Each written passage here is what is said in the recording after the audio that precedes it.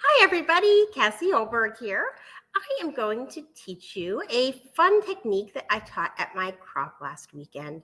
Um, it is something that you can use over and over again with all different tools. And I'm going to teach you how to do it building on, of course, a fast fab page. So let's go over to my desktop and see what's happening today. Okay, so if you look, I have some simple examples here. This is the citrus border maker cartridge. Super fun, super cute. You can make limes and lemons and all kinds of fun things with it. You can have it peekaboo out and do look like a little bit of lace. But check this out. With this fun thing that we're going to do today, you can also turn it into this.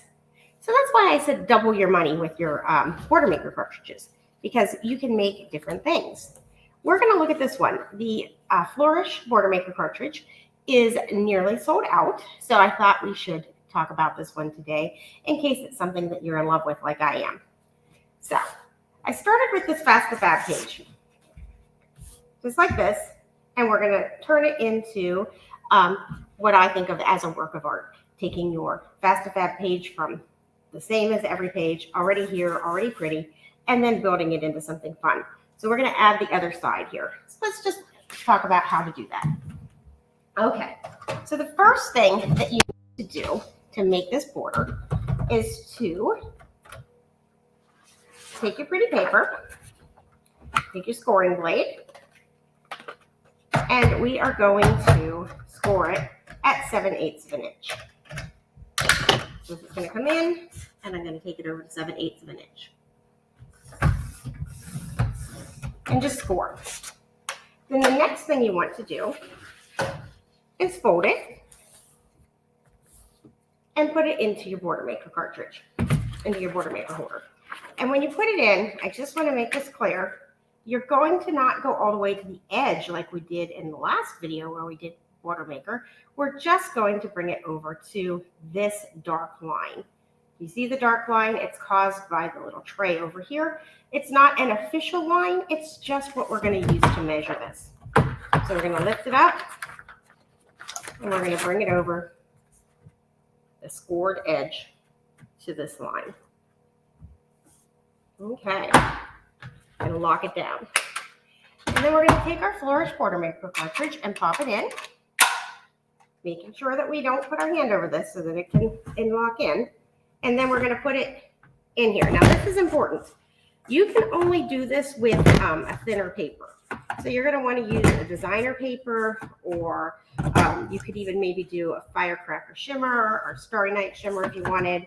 But it's got to be something thinner. If you use a full-on cardstock, then you're going to have a nightmare on your hands. Okay. And we're going to take it out of our border maker. Okay. And then for this border, I gave it a little bit of an edge. So I'm going to just take my Victorian blade, and this is super fun. I put it in with Victorian facing the Creative Memories.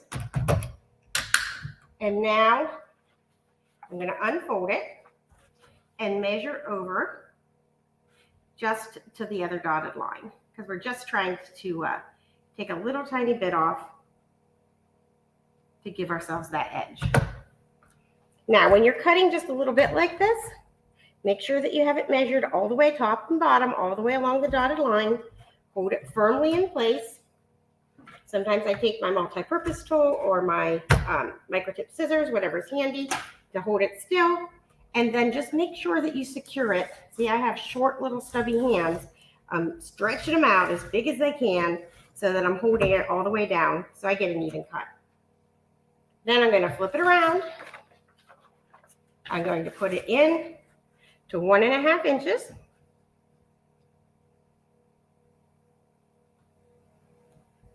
And we're just going to cut again. And voila, we have this handy dandy border. Now, I'm going to add this to the other side of my page to even it out. I'm going to put this side up. So I'm just using this wonderful silicone mat. Make sure that when you have little delicate things, see how I'm going a little bit too fast. I almost ripped it. Thank goodness I did not.